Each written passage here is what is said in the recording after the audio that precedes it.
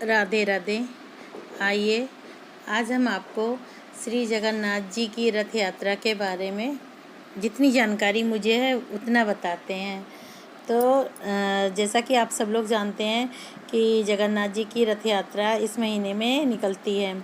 हर साल आषाढ़ माह के शुक्ल पक्ष की द्वितीया तिथि को जब भगवान जगन्नाथ जी की पुरी में रथ यात्रा निकाली जाती है।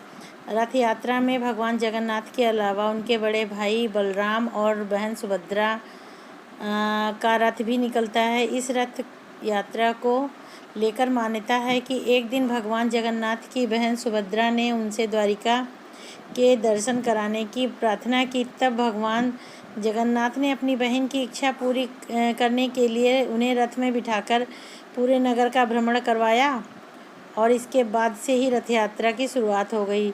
जगन्नाथ जी की रथ यात्रा के बारे में स्कंद पुराण, नारद पुराण, पद्म पुराण और ब्रह्म पुराण में बताया गया है।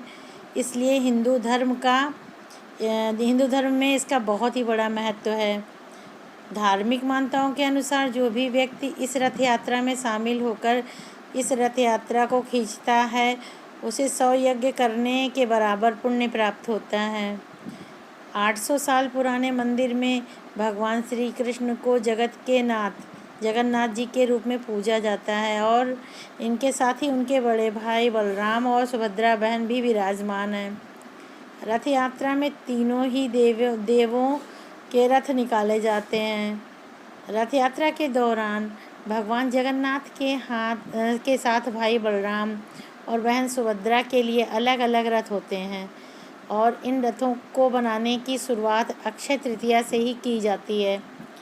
रथ यात्रा में सबसे आगे बलराम और बीच में बहन सुभद्रा का रथ रहता है। सबसे पीछे भगवान जगन्नाथ जी का रथ होता है।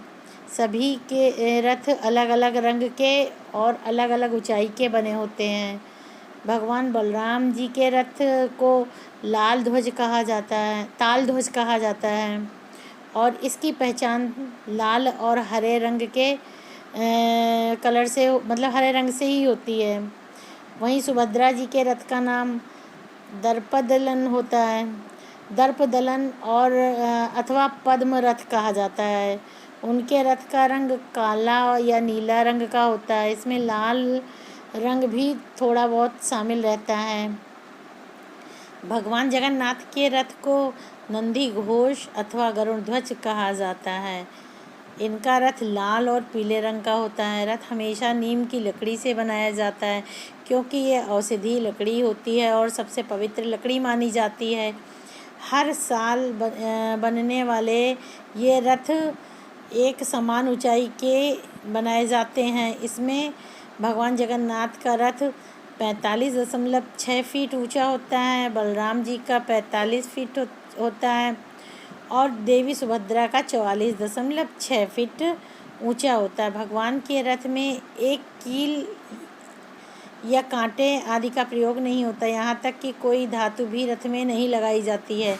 रथ की लकड़ी का चयन बसंत पंचमी के दिन और रथ बनाने की शुरुआत फिर अक्षय तृतीया के दिन से होती है। तीनों रथ के तैयार होने के बाद इसकी पूजा के लिए पुरी के गजपति राजा की पालकी आती है। इस पूजा अनुष्ठान को छर पहनरा नाम से जाना जाता है। इन तीनों रथों की वे विधिवत पूजा करते हैं और सोने की झाड़ू से रथ मंडप और यात्रा वाले रास्ते साफ किए जाते हैं। रथ यात्रा ढोल, नगाड़ा, तुरही और शंख ध्वनि के साथ रथ को लोग खींचते हैं। जिसे रथ खींचने का सौभाग्य मिल जाता है वह महाभाग्यशाली माना जाता है। भगवान जगन्नाथ मंदिर से रथ यात्रा शुरू होकर 3 किलोमीटर दूर गुंडीचा मंदिर पहुंचती है। इस स्थान को भगवान की मौसी का घर माना जाता है। एक अन्य मान्यता के अनुसार यहीं पर विश्वकर्मा जी ने इन तीनों प्रतिमाओं का निर्माण किया था, अतः यह स्थान जगन्नाथ जी की जन्मस्थली भी है। यहाँ तीनों देव 7 दिनों के लिए विश्राम करते हैं। आषाढ़ माह के 10वें दिन सभी रथ पुनः मुख्य मंदिर की ओर प्रस्थान करते हैं। वापसी की यह यात्रा बहुड़ा यात्रा कहलाती है। जगन्नाथ मंदिर पहुंचने के बाद वैदिक मंत्रोच्चार के बीच देव विग्रहों और पुनः प्रतिष्ठित किया जाता है विग्रहों को पुनः प्रतिष्ठित किया जाता है। स्कंद पुराण में वर्णित है कि जो व्यक्ति रथ यात्रा में शामिल होकर जगत के स्वामी जगन्नाथ जी के नाम का कीर्तन करता हुआ गुंडीचा नगर तक जाता है, वह सारे कष्टों से मुक्त हो जाता है।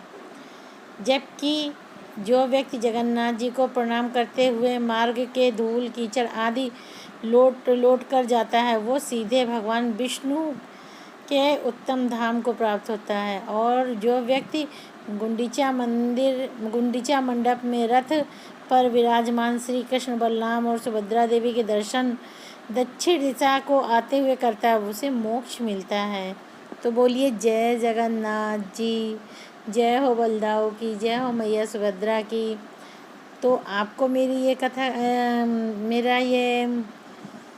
मेरी ये जानकारी कैसे लगी, आप हमें जय जगन्नाथ लिख कर बताइएगा। राधे राधे।